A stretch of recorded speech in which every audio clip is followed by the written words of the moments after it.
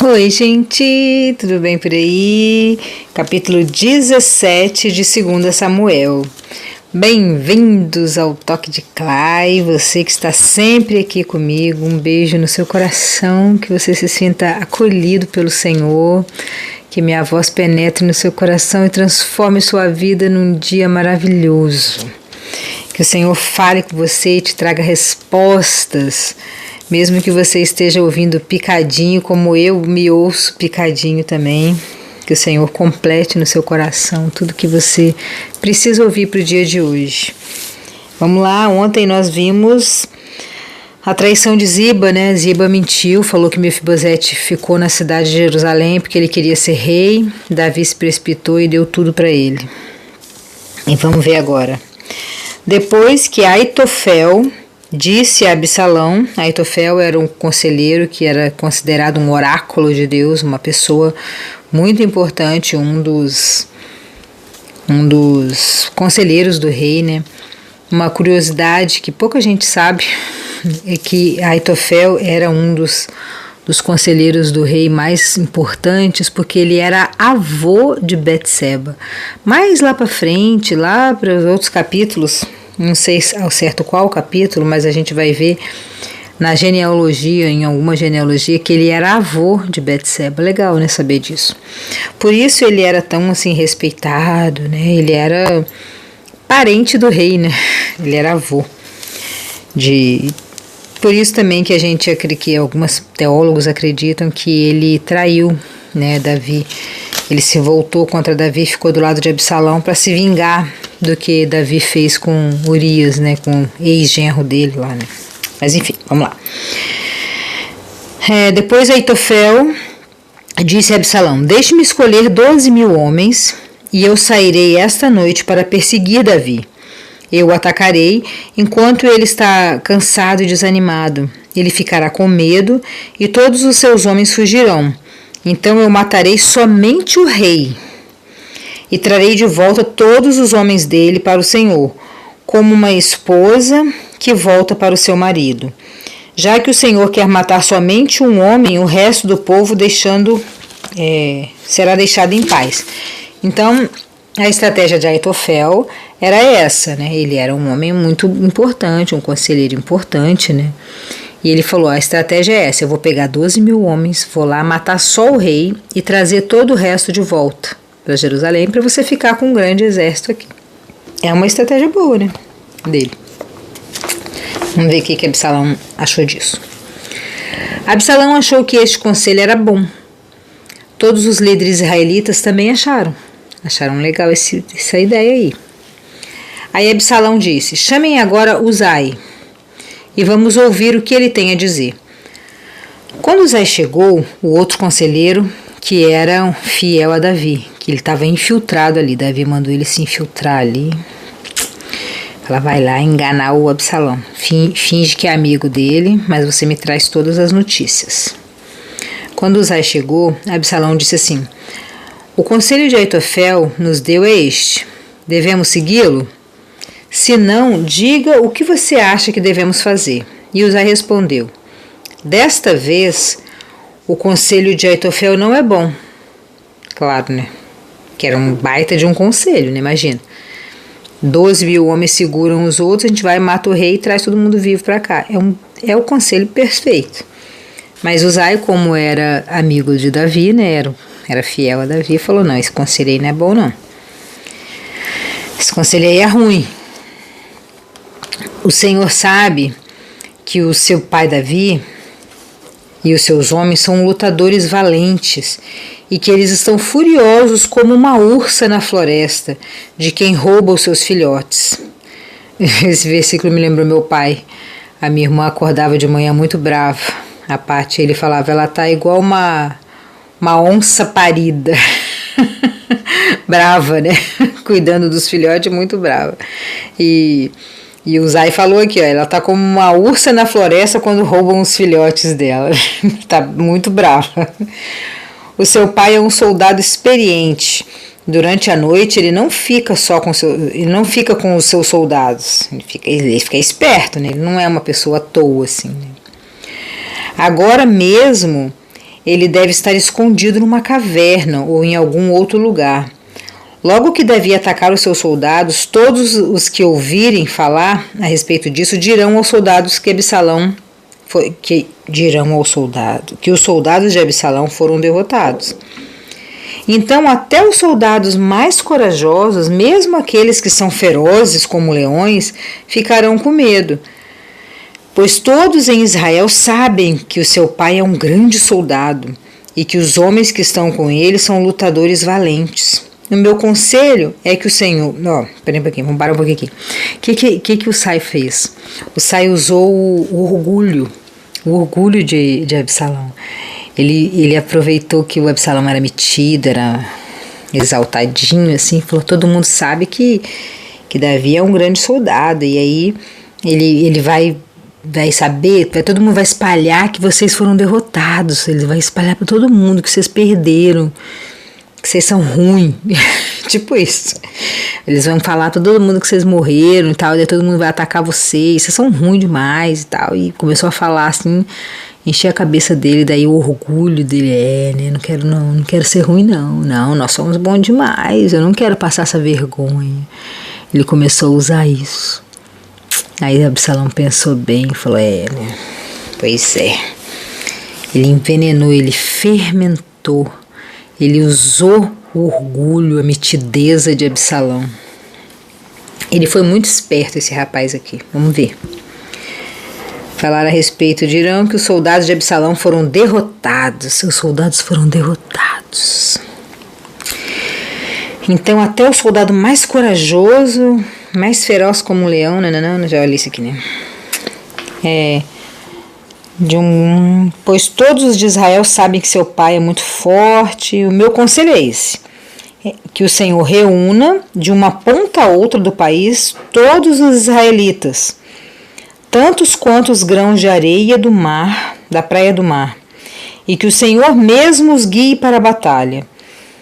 Onde quer que Davi estiver, nós o encontraremos, antes mesmo que ele saiba o que está acontecendo. Assim, nem ele, nem nenhum outro dos seus homens escaparão. Ele falou, vamos reunir todo mundo, fazer um grande exército e você vai na frente, brilhando. Ele está usando de novo o orgulho, a exaltação, a mitideza de Absalão, né? Você vai na frente e aí assim nenhum daqueles homens vão escapar. Você vai ser o grande herói. E se ele fugir para dentro de alguma cidade construída no morro, todo o nosso povo trará cordas, arrasará a cidade e não deixará nenhuma pessoa lá em cima. Aí Absalão e todos os israelitas disseram, o conselho de Uzai é melhor do que o de Aitofel. O Senhor Deus havia resolvido que os bons conselhos de Aitofel não seriam mais seguidos. O Senhor já tinha resolvido. Lembra que Davi orou sobre os conselhos? Não seriam mais seguidos, para que assim o castigo do Senhor caísse sobre Absalão. Lembram que Davi orou? Senhor, faz com que os conselhos de Aitofel sejam derrubados, sejam caídos, sejam destruídos, sejam trocados. Davi orou, Davi se ajoelhou e orou. Davi enfraqueceu os conselhos de Aitofel. Isso foi legal, né? É um bom ensinamento pra gente. Então, Uzai contou ao sacerdote Sadoc e Abitar o conselho que tinha dado Absalão e os líderes israelitas e também o conselho que Aitofel tinha dado. E disse, agora mandem depressa uma mensagem a Davi, dizendo que ele não passe a noite nos caminhos do deserto, que Davi atravesse o rio Jordão imediatamente, para que ele e os seus homens não sejam todos destruídos. Jonatas e Aiamás estavam esperando perto da fonte de Rogel, porque não queriam se arriscar e serem vistos entrando na cidade. Uma empregada ia lá de vez em quando e informava sobre o que estava acontecendo. Então eles iam contar para o rei Davi. Mas dessa vez um rapaz os viu e contou para Absalão. Ixi, sempre tem um fofoqueiro, né, gente? Sempre tem um passarinho verde com a língua desse tamanho para contar. Olha aí, ó. Dessa vez, toda vez ele estava dando certo, mas dessa vez tinha um... dessa vez tinha um fofoqueiro lá. É difícil, né? Dessa vez tinha um rapaz que viu e correu e contou para Absalão. Então Jonas e Amás foram depressa para a casa de um certo homem na cidade de Baurim. Havia um poço perto da casa e eles entraram dentro dele. A esposa do homem pegou uma coberta, estendeu sobre a boca do poço e em cima dela espalhou cereais socados para que ninguém pudesse perceber nada. Ela escondeu eles, né? Os oficiais de Absalão chegaram lá e perguntaram à mulher: onde está Aimás e Jonatas? Eles atravessaram o rio, respondeu ela. Aí os homens o procuraram, mas não conseguiram achar. Então voltaram para Jerusalém. Procuraram mal, né? Se eles tivessem os cachorros dos policiais, teriam achado. Ainda bem que não tinha. Aí os homens procuraram e não acharam. Depois que eles foram embora, Aimás e Jonas saíram do poço e foram avisar o rei Davi. Contaram que Aitofel tinha planejado contra ele e disseram: atravessem o rio depressa. Então Davi e seus homens começaram a atravessar o rio Jordão. E ao nascer do dia, todos eles já haviam atravessado. Quando Aitofel viu que o seu conselho não tinha sido seguido, ele arriou o seu jumento e voltou para a cidade. E depois de pôr os seus negócios em ordem, ele se enforcou. Então Aitofel se enforcou. Ele colocou todas as suas coisas em ordem, ele arrumou sua casa, organizou seus negócios, né, não deixou nada pendente para os seus descendentes, né, passar raiva ali. E ele se enforcou, ele percebeu que ele ia se lascar, né? Ele tentou se vingar, mas não deu certo.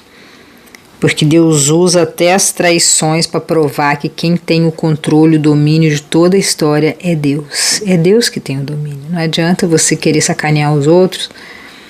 Você pode até conseguir sacanear um pouco, mas o final da história é de Deus. Você consegue fazer alguma maldade com os outros, mas o final da história é do Senhor. As pessoas podem até te passar a perna, você pode até cair. Mas quem te levanta é Deus, quem te honra é Deus. Não tem jeito. Eu sou a prova viva disso. E daí ele pegou e não... A vergonha foi tanta, a humilhação foi tanta que ele se enforcou. E foi sepultado no túmulo do seu pai. Quando Absalão e seus soldados atravessaram o rio Jordão, Davi já havia chegado na cidade de Manaim. Absalão tinha colocado Amasa no comando do seu exército, no lugar de Joabe. Amasa era filho de um homem chamado Itra, o ismaelita. A mãe dele era Abigail, filha de Naás, irmã de Zeruía, mãe de Joabe, tia de Joabe. Absalão e os israelitas acamparam na terra de Gileade. Quando Davi chegou a Manaim, encontrou-se com Sobi, filho de Naás, da cidade de Rabá, e Amon com Maquir, filho de Amiel, da cidade de Lodebar. Lodebar é onde é uma cidade ruim, né? Lodebar é uma cidade pobre, uma favela. É onde Mefibosete morava. Significa lugar nenhum, lugar esquecido, lugar nenhum. E com Barzilai, que era da cidade de Rogelim, em Gileade. Eles levaram bacias, vasilhas de barro, camas e também alimentos para Davi e seus homens. Levaram também trigo, cevada, farinha, feijão, grãos torrados, ervilha, mel, queijo, coalhadas, algumas ovelhas. Eles sabiam que no deserto Davi e seus homens ficaram com fome, com sede e muito cansados. Eles recepcionaram, o rei e todas as pessoas muito bem. E assim finalizamos o capítulo 17. Num tempo bom, 14 minutos, para quem gosta de períodos curtos. E assim finalizamos esse capítulo com mais um livramento de Davi.